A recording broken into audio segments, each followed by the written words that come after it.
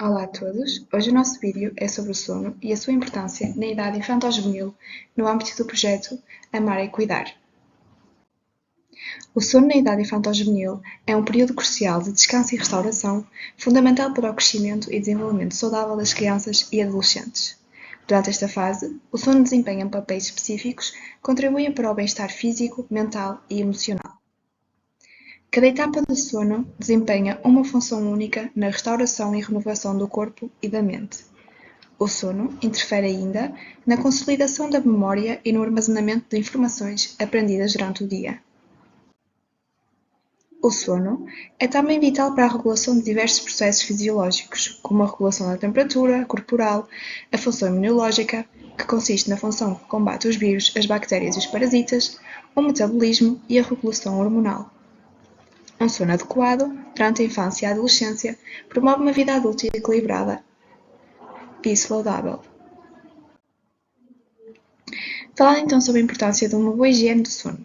A importância do sono no desenvolvimento infanto-juvenil apresenta um grande destaque no âmbito da saúde, visto que este influencia o crescimento físico, o comportamento, o desenvolvimento emocional, o funcionamento cognitivo, a atenção e a aprendizagem.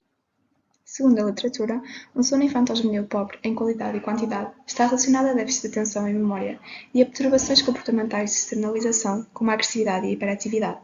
Prevê-se ainda que quanto maior for a duração do sono infanto-juvenil pobre em qualidade e quantidade, maior será a probabilidade do adolescente ou a criança desenvolverem déficit de atenção e de memória. Quando a criança ou o adolescente não apresentam medidas de higiene de sono ou têm um sono muito interrompido, o tempo total de sono fica diminuído em relação às horas necessárias ao desenvolvimento infanto-juvenil. Por isso, as complicações podem ser apresentadas sob a forma de diminuição da atenção, dificuldades na memória e aprendizagem, comportamento agressivo e hiperativo, birras e irritabilidade frequente, humor variável, sonolência diurna, comportamentos de risco nos adolescentes, como o uso de álcool, tabaco e outras substâncias, e o baixo rendimento escolar. Inicialmente, estas consequências podem surgir de uma forma subtil, ou seja, podem ser confundidas com outras razões aparentes, devendo por isso os pais e os familiares estarem atentos às crianças e aos adolescentes. O tempo de sono diário ideal, que engloba o sono da noite e das cestas, vai diminuindo ao longo da vida. Segundo a Sociedade Portuguesa de Pediatria, é recomendado que, dos 0 aos 13 meses, durmam 14 a 17 horas, incluindo as cestas, dos 4 aos 11 meses, durmam 12 a 15 horas, incluindo as cestas, do 1 aos 2 anos, durmam 11 a 14 horas, incluindo as cestas.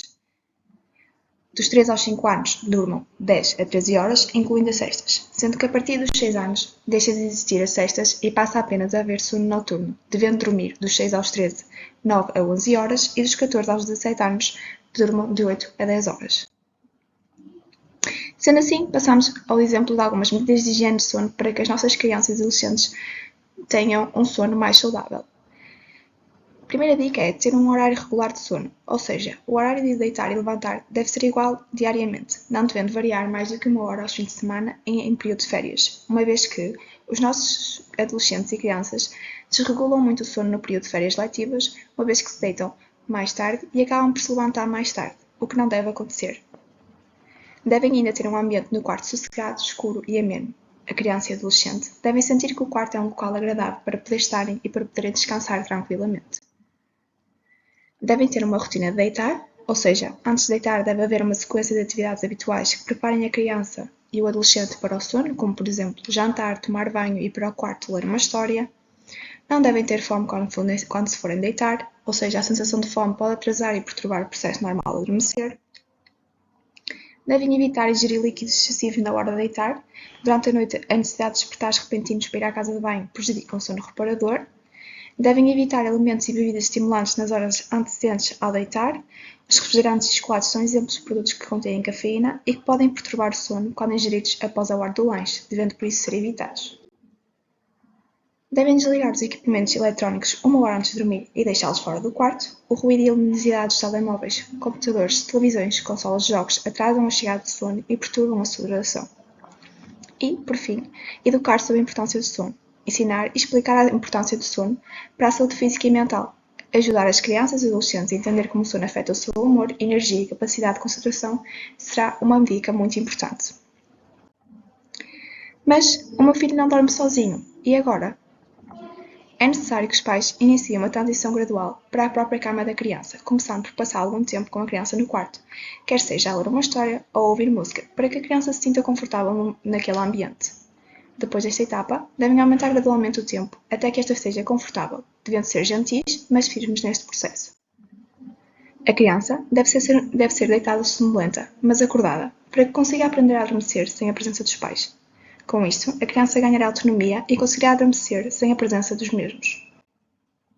Nos casos em que as crianças se sintam inseguras, sem a presença parental, é importante adotar estratégias, tais como os objetos de transição, por exemplo as mantas, os peluches, os doudous, e a imaginação guiada, que podem recriar uma história sobre um personagem corajoso que enfrenta desafios semelhantes ao da criança, para que esta se identifique e se sinta mais confiante. Espero que tenham gostado e já sabem, amar é cuidar. Até o próximo vídeo.